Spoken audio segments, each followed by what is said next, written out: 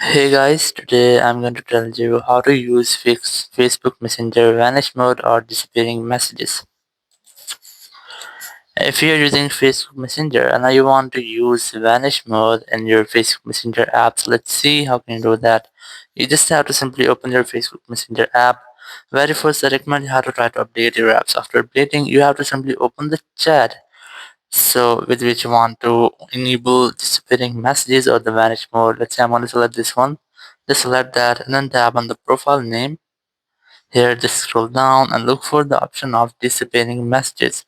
So in your Messenger or Facebook Messenger, you have the option of disappearing messages, which works as well as vanish mode. So just select disappearing messages from here, and here you have a timer of 24 hours. You might have to enable that. Once I have enabled, so after enabling, once you send a message, after 24 hours your message will automatically disappear or it will be vanished. Let's say I'm gonna enter a message here.